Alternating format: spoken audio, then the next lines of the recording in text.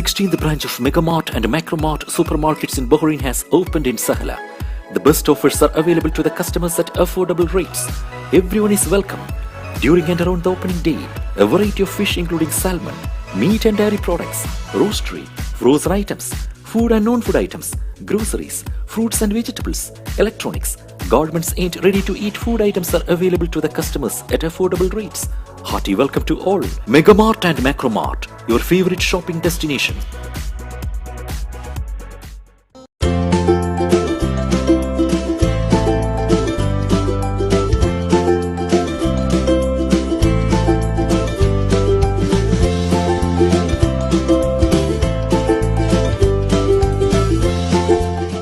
NEC Remit. Send money online to India. Credit in seconds with great rates. Download NEC Remit app now. The exclusive franchisee of Cochin Kala Bhavan in Bahrain. With over a decade of existence in Bahrain, exclusive online regular classes have started for classical dances, music vocal, instrumental music, cinematic dance, Kathak, Zumba body fitness, karate and yoga, drawing, arts and craft, children's theatre. For more information, please call 3909 6845 3909 4806 3885 2397 or visit www.bahrainmediacity.com.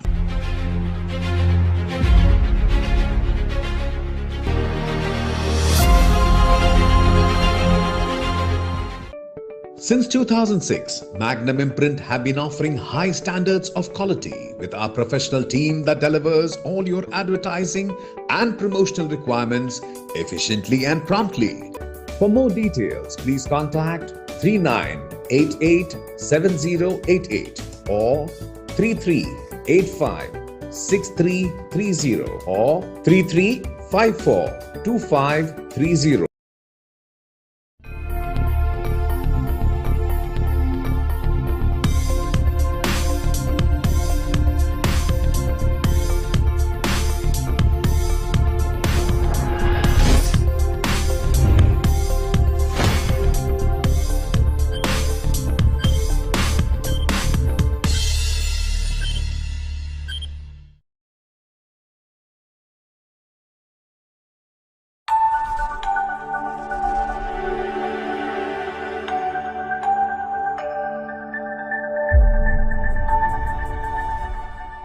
Good evening everyone. We are back with yet another episode of BMC Global Live AlHilal Health World, nothing but lifestyle. I am Anupama Menon. Health is not valued till sickness comes. In this talk show Health World, we have expert doctors from various fields providing valuable information to assist you on your journey towards good health. Today, we are delighted to have with us Dr. Jasmine Shankaranarayanan, the specialist gynecologist at AlHilal Hospital, Rifab. Dr. Jasmine comes with an experience of over 12 years in gynecology. Today's topic of discussion is ovarian cyst. So let's go over to her and know more about this issue. Welcome to the show and thank you for joining us, doctor. Thank you. So can we begin by explaining what exactly is ovarian cyst?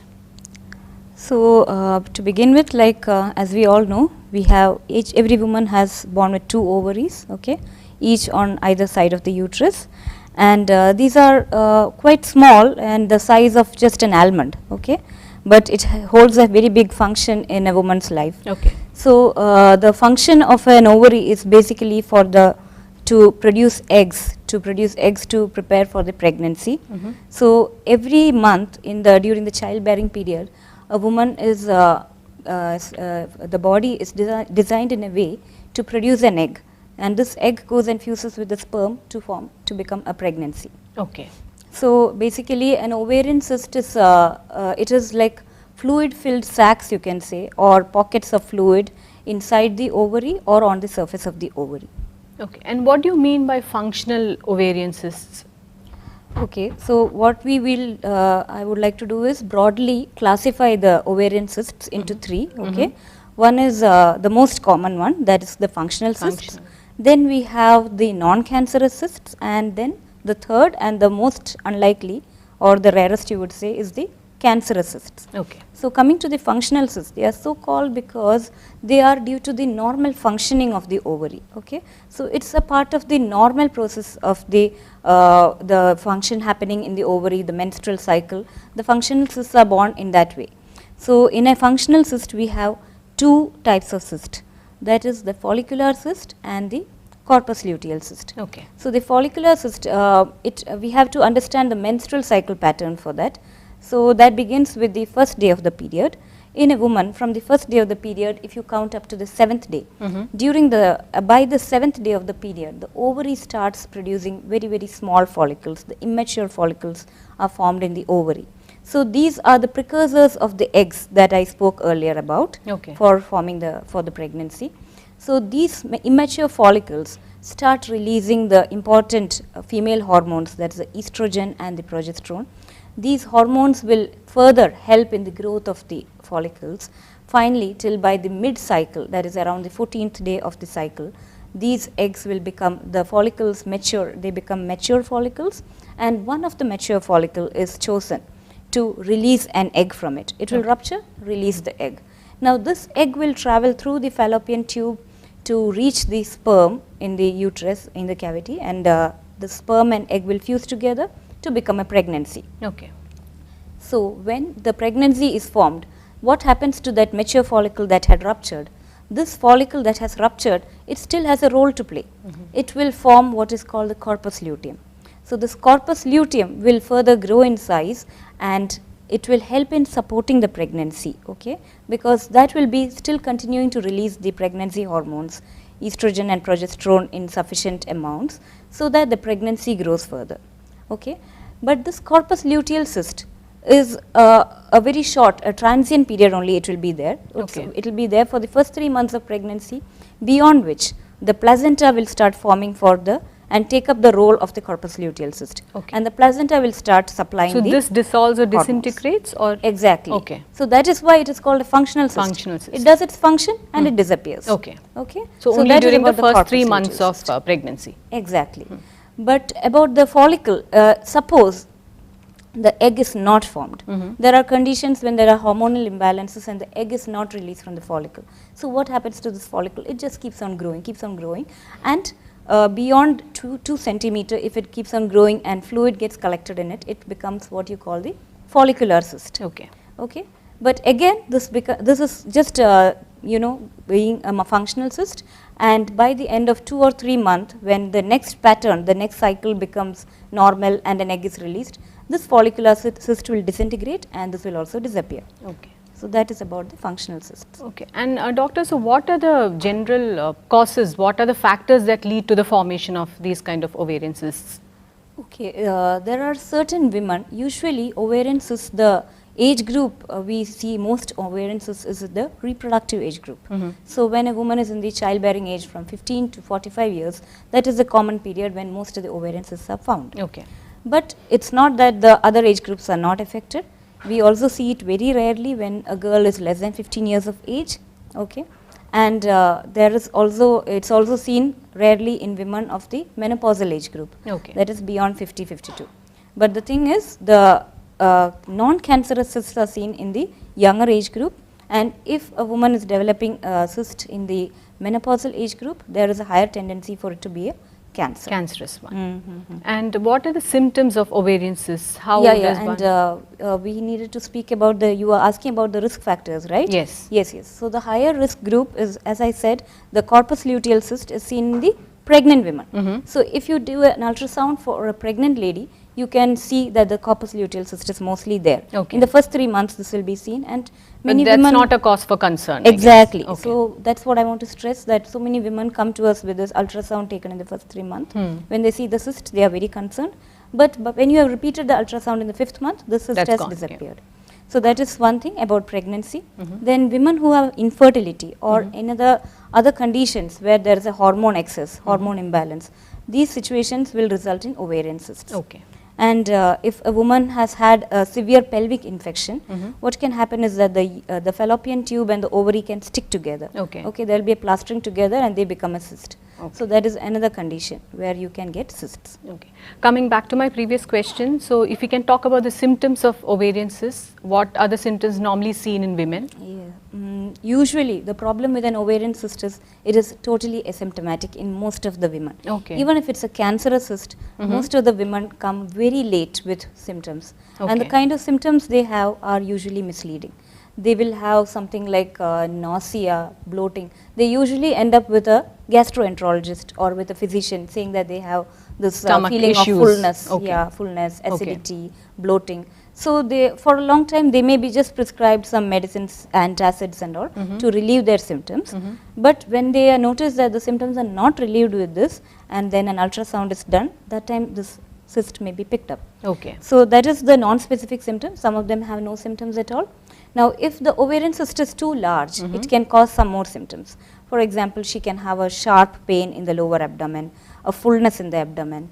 Then, if one of the very dreaded complication of a large ovarian cyst is that it can twist.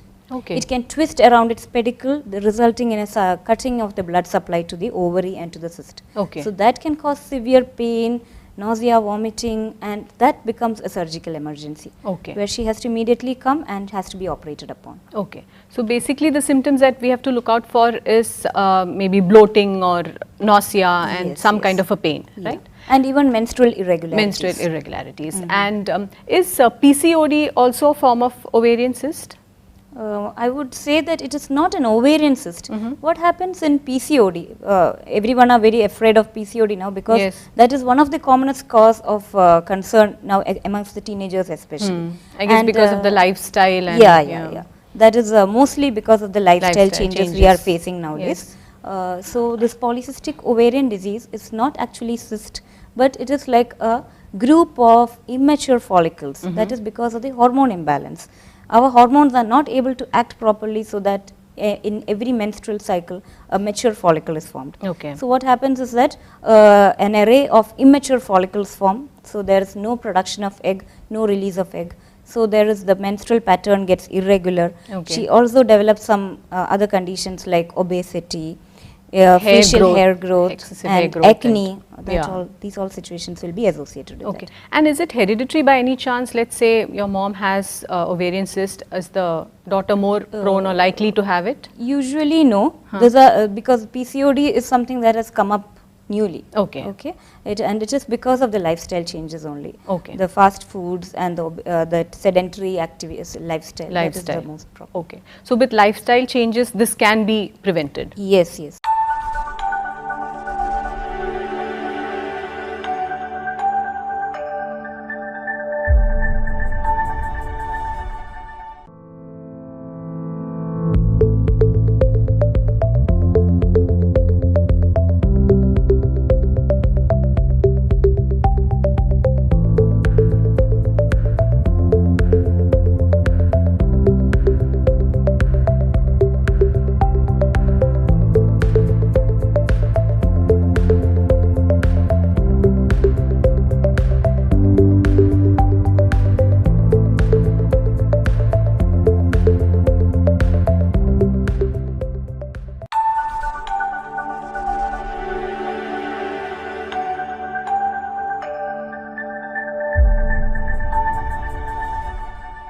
And doctor, other than functional cysts, are there any other kind of cysts that you're aware of? When we come to, we have a wide that this endometrial tissue starts, swelling up with blood Okay. at the time of the menstrual cycle, the period. At the time of the period, it starts just swelling up and it will get collected with blood. So now, when it sticks on over there for a longer time, this blood gets altered, the color of blood will change, it becomes black colored. So that is why when you do a surgery and you see these black colored cysts, Okay. that's why it's otherwise called chocolate cysts. Okay. Because of the color of Yeah, the cyst. but other than it's not very huge in size. That is another irony. It's not too huge in size, but the problem is because of the symptoms. Okay. Women get really concerned because they have too much symptom with this. Either there will be excessive bleeding or there will be too much pain at the time of the periods. Maybe even with intermenstrual period there will be too much pain, Okay. and even pain at the time of intercourse. So that's why they usually come for treatment for this. Okay. The other kind of cyst I would like to discuss is a dermoid cyst. Now this is a very interesting kind of cyst. The thing is, dermoid cyst, it is usually seen maybe like genetically, okay, and the specialty of the cyst is it is having a totipotential nature. For example, totipotent means it can grow any kind of cell in it. Okay. So when you have removed a dermoid cyst and you cut it open, what you see will shock you. You see hair inside, teeth inside, nails, yeah, Okay. teeth, hair, nails, because it can produce any kind of tissue inside Okay. it. So it is like something very magical kind of thing.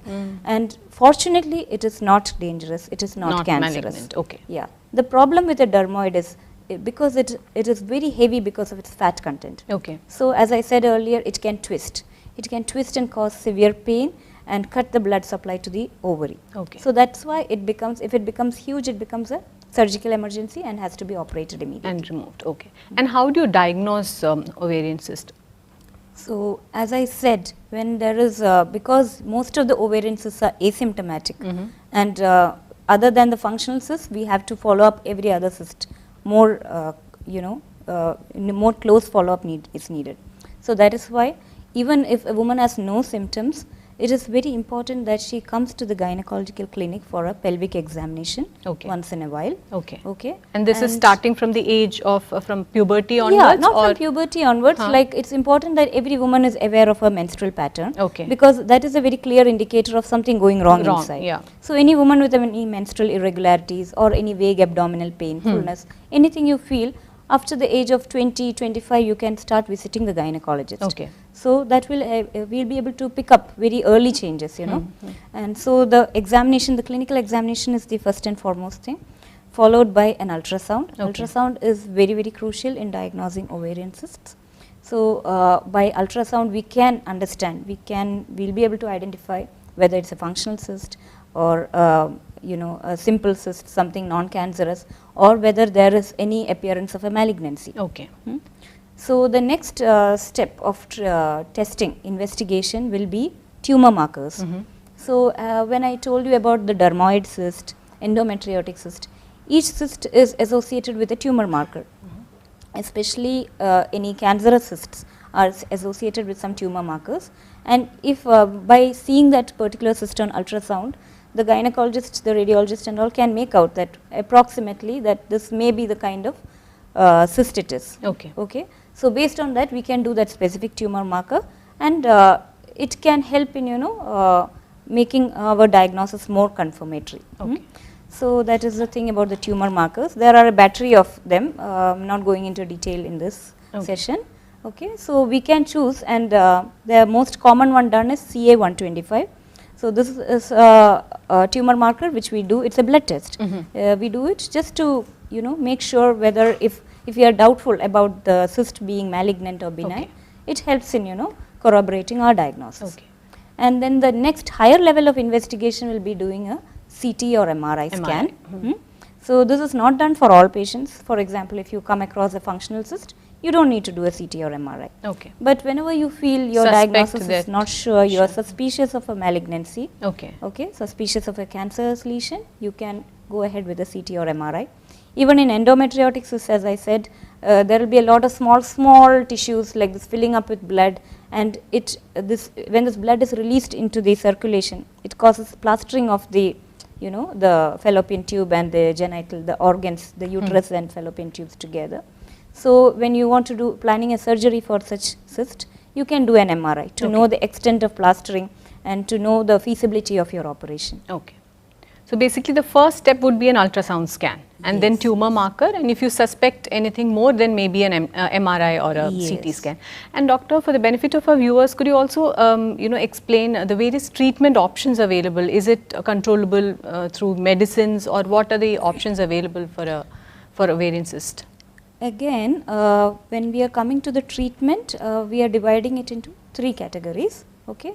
For the example, for the patients with functional cysts, we are usually following the wait and watch policy.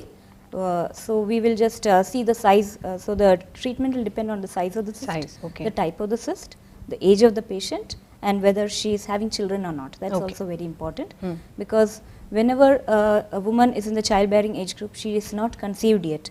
She is, the main plan is to, you know, treat the infertility. Okay. So we will try as much as possible to avoid a surgery, because when we open and when we touch the ovaries, we are, you know, when the ovaries are manipulated, there is a high chance of reducing the ovarian reserve, and we can further, you know, compromise the fertility potential of that patient. Okay. So unless really necessary, we won't go for a surgery in Okay. such patients.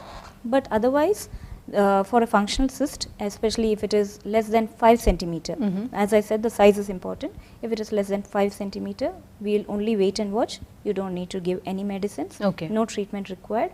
After 3 months, usually this disappears. Okay. So we will wait for 3 months and repeat the ultrasound. For her.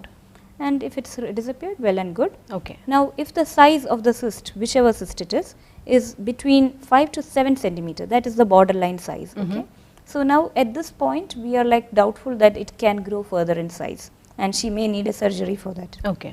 So, sorry. So what we do is we will start her on the medical management. Okay. The usual pills we are giving is the low dose oral contraceptive pills. Okay. Now, when we are giving a pill from, we are supplementing her with these hormonal pills, we are, you know, making up for the hormonal excess or the imbalance that she is facing. We are by giving the pill from outside. So when that imbalance is, the balance is restored between the hormones, naturally most of these cysts can shrink. Okay. Especially when it's a hormone induced cyst. So these can shrink in size over a period of 2 to 3 months. So again, our repeat ultrasound will be after 3 months to follow up the cyst. And many a time, these medical management is useful in shrinking these cysts, and we can thus help in, you know, avoiding a surgery. Okay. Other than the oral contraceptive pills, we are also using progesterone pills, and there is for endometriotic cysts. Now we have a very new.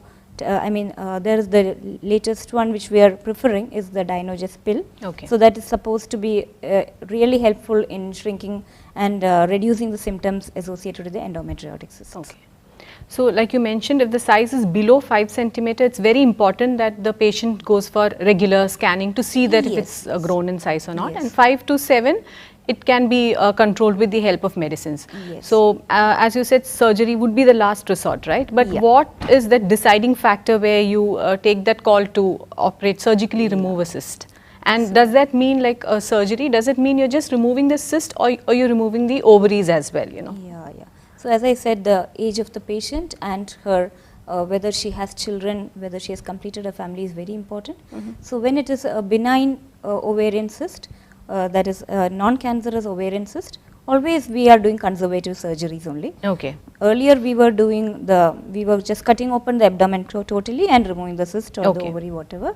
But now we have laparoscopy, the keyhole surgery has come up in a big way, and whichever all the non-cancerous cysts can be, even if they are large ones, we are able to successfully remove by laparoscopy. Okay.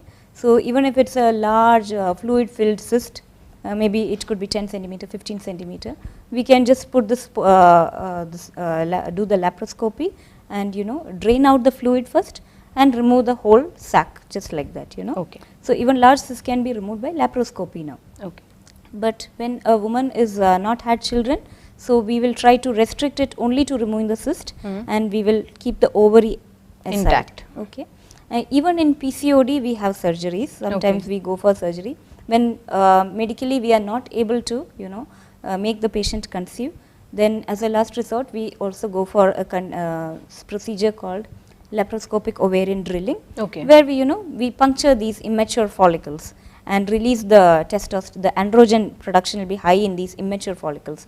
Once that is released, the ovary becomes once more functionally active, and within 3 to 6 months we advise the patient to try and conceive. So those are the kind of surgeries we commonly do. Even in endometriotic cyst, we try to remove only the cyst. And even if we are not able to remove the cyst, at least we will make a puncture and drain out the toxic fluid inside. The only surgery where we need a proper full surgery we are doing, a definitive surgery, is for the cancer. Cancerous ones. For the cancerous tumors, we can't just remove the cyst or the tumor. We have to go ahead and remove the ovary. mostly we will be removing the other side ovary and the uterus also. Okay, to ensure that doesn't spread Yes, anywhere exactly. else. So that is for a definitive cancer. Now there are some suspicious cases where you are still doubtful. You have done the MRI, CT, everything you have done, but still you are doubtful that maybe this is a cancer. So and it can be cancer of one ovary, and you want to know if it has spread to the other ovary. One as well. So what you will do is you can take a biopsy from the unaffected ovary and do a frozen section. Okay. Frozen section means on the spot, on the operation table itself, you can get the biopsy report within half an hour. Okay. And then based on that you can decide whether you need to remove the other ovary. Okay. So these kind of procedures are preferred for a very young girl with a suspicious malignancy. Okay. So doctor, before we wrap up, would you like to share any takeaway message for our viewers? Yeah, so the most problematic thing about an ovarian cancer, unlike a cancer of the uterus, is that it does not show immediately. It shows up very late. So it is very important that at a very early age itself, a woman should visit her gynecologist. She should be very much aware of her body, about the changes happening in her body. What I mean is the menstrual cycle pattern. She should have a proper understanding of her periods and the regularity with which it comes, so that any subtle changes also she can pick up and she can visit the doctor early and get herself examined. Okay. Thank you so much, doctor, for taking the time out to be with us and for shedding light on this topic of ovarian cysts. Friends, I hope all of you found this session very informative and useful. So if you notice, especially to all our lady viewers, if you notice any changes in your menstrual cycle or if you experience any gynecology related problems, please don't ignore it. Seek medical help. Feel free to visit Dr. Jasmine in AlHilal Hospital, Rifa. Don't forget to love yourself and your body. Stay healthy and stay happy. Till we meet again next time, this is Anupama signing off. Good night and take care.